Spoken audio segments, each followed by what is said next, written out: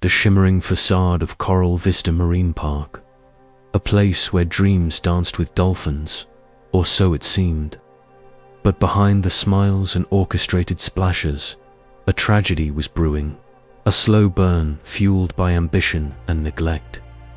To understand it, we need to meet the key players: Sophie Lane, the dedicated trainer; Aries, the captivating orca; and the park itself, a stage set for both wonder and, ultimately, despair. Coral Vista, nestled on the sunny shores of Southern California, wasn't just a marine park. It was an empire. Millions of gallons of meticulously maintained seawater. State-of-the-art facilities, at least, according to the brochures. And a cast of charismatic creatures promised an unforgettable experience. Families flocked from across the globe, eager to witness the spectacle of marine life performing dazzling feats. And for years, Coral Vista delivered, raking in profits and accolades along the way. But the relentless pursuit of bigger shows, brighter lights, and bolder stunts masked a growing darkness beneath the surface. Enter Sophie Lane, at 29. Sophie wasn't your typical animal trainer. Sure, she possessed the requisite skills, a command presence, an encyclopedic knowledge of marine biology, and an unwavering commitment to the show. But beneath the wetsuit and the practiced smile lay a deep empathy, a profound connection with the animals under her care. She saw beyond the tricks, beyond the entertainment value. She saw individuals, each with their own unique personalities, needs, and, yes, limitations. Sophie had dedicated her life to marine life, volunteering at rescue centers as a teen and earning a degree in marine biology before landing her dream job at Coral Vista. She wasn't naive. She understood the realities of captivity, but she believed, perhaps idealistically, that she could make a difference, that she could advocate for the well-being of the animals while still contributing to the park's mission. She poured her heart and soul into her work, arriving before dawn and staying late into the night, meticulously monitoring the animals' health, behavior, and emotional state. And then there was Aries, magnificent, intelligent, and breathtakingly powerful. Aries was the undisputed star of Coral Vista, a resident orca. Aries had been at the park since she was a calf. For years, she had captivated audiences with her grace, her agility, and her apparent enthusiasm for performing. She was the face of Coral Vista, adorning posters, merchandise, and television commercials. To the public, Aries was the epitome of aquatic perfection, a symbol of the harmonious relationship between humans and marine life. But behind the captivating smile and the carefully choreographed routines, Aries was struggling. The relentless demands of the show, the constant confinement, and the artificial environment were taking their toll. Sophie noticed the subtle signs first: a decreased appetite, a reluctance to engage in play, and a general listlessness that contradicted Aries' normally vibrant personality. The sparkle in her eyes, once bright with curiosity, began to dim. The shows themselves were increasingly demanding. More jumps, more synchronized movements, higher stakes, for a higher payoff. More and more people attended, and more pressure was heaped on both Sophie and Aries. It wasn't just the physical strain, it was the mental toll. Orcas are highly intelligent, social creatures with complex emotional lives. They thrive in the vastness of the ocean, communicating with their pod, hunting for food, and exploring their surroundings. In captivity, those fundamental needs were being systematically denied. Sophie voiced her concerns repeatedly to the park's management. She documented Eris's deteriorating condition in detailed reports, citing specific instances of unusual behavior and recommending a reduced workload. She pleaded for more enrichment activities, for more opportunities for Aries to engage in natural behaviors, for a break from the grueling performance schedule. But her concerns were largely dismissed. Victor Hale, the park's operations manager, was primarily concerned with the bottom line. Sold-out shows meant revenue, and revenue was all that mattered. Aries was a valuable asset, and any disruption to her performance schedule was seen as a threat to the park's financial stability. Victor viewed Sophie's concerns as an inconvenience, a distraction from the more pressing matters of marketing campaigns and ticket sales. He'd nod politely during their meetings, offer empty platitudes about animal welfare, and then promptly ignore her recommendations. He even suggested, on more than one occasion, that Sophie was being too sensitive, that she needed to toughen up and focus on the needs of the park, not the whims of a dolphin. The subtle warning was clear: question the system and your job is at risk. And so, Sophie found herself caught in a difficult position, torn between her loyalty to the park and her unwavering commitment to Eris's well-being. She tried to balance the demands of the show with the needs of the animal, but it was an increasingly difficult tightrope to walk. The warning signs were there, clear as day, but they were ignored, dismissed, and ultimately, tragically, silenced. The machine of Coral Vista, its gears greased with money and ambition, was grinding forward, oblivious to the cracks forming in its foundation. The dream was turning into a nightmare, and Sophie, along with Aries, was trapped inside. The tragedy wasn't just an accident. It was a consequence, a direct result of a system that prioritized profit over compassion, spectacle over substance, and silence over truth. And the consequences would be devastating. The stage was set, quite literally. A backdrop of fabricated paradise, painted waves frozen in perpetual crests. Cheerful music, the kind that burrows into your brain and stays there long after you've left, filled the air. The crowd, a sea of expectant faces, buzzed with anticipation.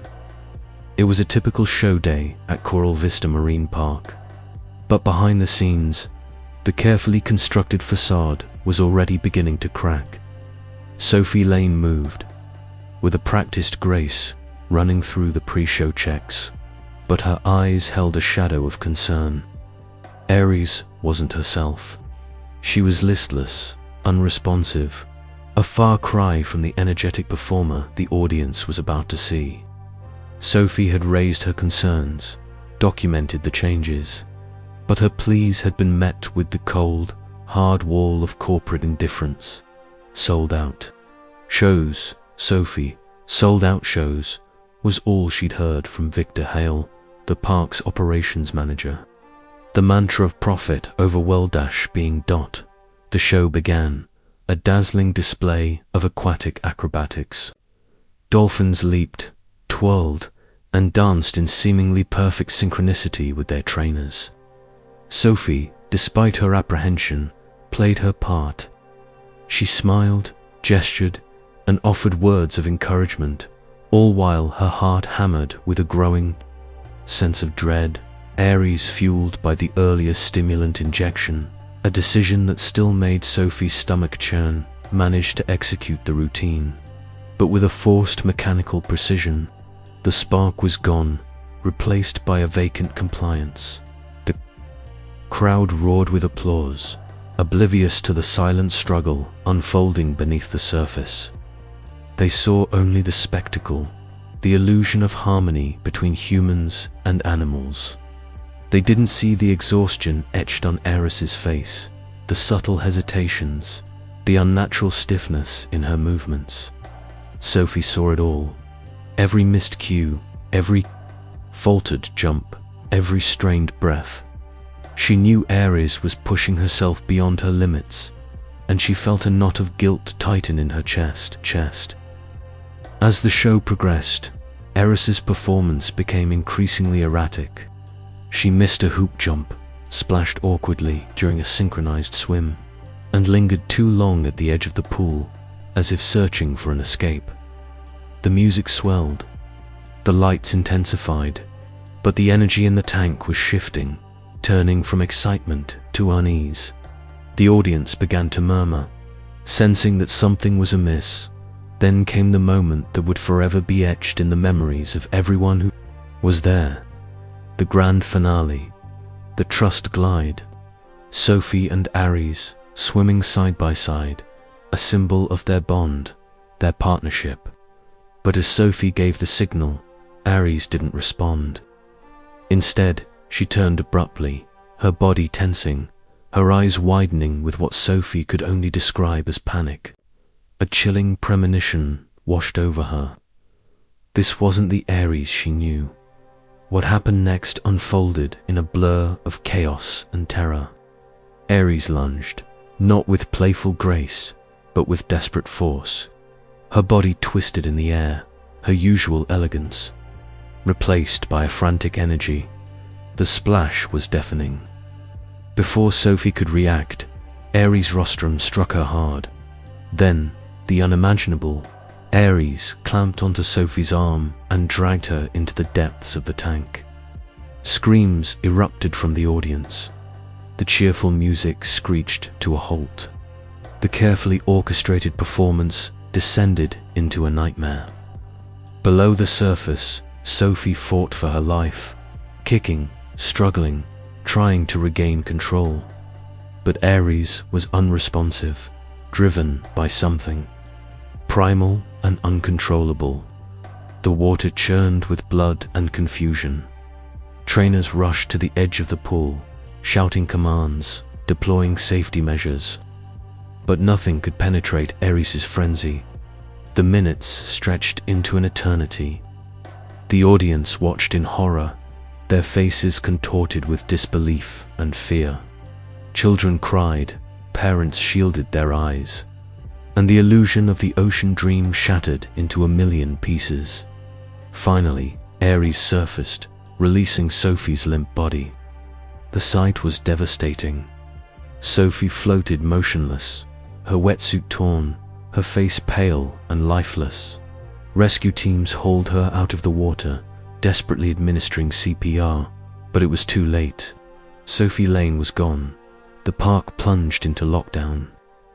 Performances were cancelled. The festive atmosphere evaporated, replaced by a chilling silence. The news spread like wildfire. Trainer killed in dolphin show, the headlines screamed. The carefully crafted image of Coral Vista Marine Park lay in ruins. In the immediate aftermath, the park attempted to control the narrative. A press conference was hastily arranged, where Victor Hale delivered a carefully worded statement expressing condolences and promising a thorough investigation. But the truth, like the tide, always finds its way to the surface. Whispers began to circulate among the staff. Sophie's concerns about Ares's well-being, her pleas for rest, her opposition to the stimulant injection. Then came the leak. Security footage showing Victor ordering the injection against Sophie's protests. The public outrage was immediate and fierce. Social media exploded with calls for justice, demanding accountability for Sophie's death and freedom for Ares. Protests erupted outside the park gates. Former trainers spoke out, revealing a pattern of negligence and disregard for animal welfare. Animal rights organizations demanded a full investigation. The carefully constructed facade of Coral Vista Marine Park crumbled under the weight of public scrutiny and mounting evidence of wrongdoing. And in the center of it all, Ares floated alone in her tank, refusing to eat, unresponsive to her handlers. The once celebrated performer was now a symbol of tragedy, a living testament to the cost of exploitation and the consequences of ignoring the whispers of nature. The question hung heavy in the air. Was this an accident, or was it the inevitable result of a system that valued profit over compassion, spectacle over well-being? The answer, it seemed, was beginning to emerge, demanding a reckoning that would forever change the landscape of marine animal entertainment. The aftermath of Sophie's death sent shockwaves far beyond the gates of Coral Vista Marine Park.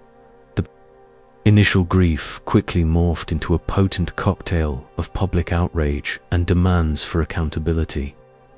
Social media became a battleground. #JusticeForce. Sophie trended for days, a digital memorial fueled by grief, anger, and a growing sense of unease. The carefully constructed illusion of harmonious human-animal interaction, so meticulously crafted by the marine park, shattered into a million pieces. The public wasn't just mourning Sophie, they were questioning the entire system that had led to her death. Comment sections overflowed with personal anecdotes, tales of whispered concerns ignored, of trainers burned out and disillusioned, of animals exhibiting signs of distress dismissed as mere stubbornness. People began sharing videos and images, dissecting performances frame by frame, searching for evidence of the strain, the fatigue, the silent pleas for respite that had been overlooked for so long. The investigations started swiftly, and they were relentless. The Department of Wildlife Welfare launched an immediate inquiry, combing through Coral Vista's records with a fine-tooth comb. They interviewed staff, past and present, uncovering a pattern of cost-cutting measures ignored, safety protocols, and a culture of prioritizing profit over animal welfare. The incriminating evidence mounted rapidly. Sophie's meticulously documented reports, previously dismissed as overzealousness, were now scrutinized as prophetic warnings. The veterinary records revealed a disturbing reliance on stimulants and anti-anxiety medications to mask underlying health issues. And of course, there was the security footage, the silent, damning testament to Victor Hale's callous disregard for Eris's well-being and Sophie's desperate plea. The legal repercussions were swift and severe. Victor Hale was not only fired, but faced criminal charges of negligence and animal endangerment. Other members of the park's management team were implicated in the cover-up and faced disciplinary action. Coral Vista itself was hit with a slew of violations and hefty fines. Their permits were suspended, effectively shutting down all animal performances. But the legal battles were only part of the story. The real reckoning was happening in the court of public opinion. Animal welfare organizations, emboldened by the public's support, launched boycotts and protests. Celebrities and influencers joined the chorus, amplifying the message to millions. Travel agencies stopped promoting Coral Vista as a tourist destination. Sponsors withdrew their support. The park, once a thriving symbol of entertainment, became a pariah, and what of Aries? After weeks of observation and evaluation, a decision was made to relocate her to a coastal sanctuary. This wasn't just a bigger tank. It was a carefully designed environment that mimicked her natural habitat as closely as possible. No more flashing lights, no more booming music, no more forced interactions. Just the rhythm of the ocean, the company of other dolphins, and the freedom to simply be. The relocation process was carefully orchestrated, prioritizing Eris's well-being at every step. Experts in marine mammal behavior oversaw the move, ensuring that she was as comfortable and stress-free as possible. The public followed her journey with bated breath. their hopes pinned on her recovery and rehabilitation. The sanctuary offered Ares a chance at a new life, a life free from the pressures of performance. But it also served as a stark reminder of the years she had spent in captivity, the years of forced performances, the years of suppressed instincts. Would she ever fully recover from the trauma? Would she ever truly reconnect with her wild self? Sophie's death forced a long overdue conversation about the ethics of keeping intelligent, sentient animals in captivity for entertainment. The argument for conservation and education, often cited as justification for marine parks, came under intense scrutiny. Were these benefits truly outweighing the inherent suffering and limitations imposed on the animals?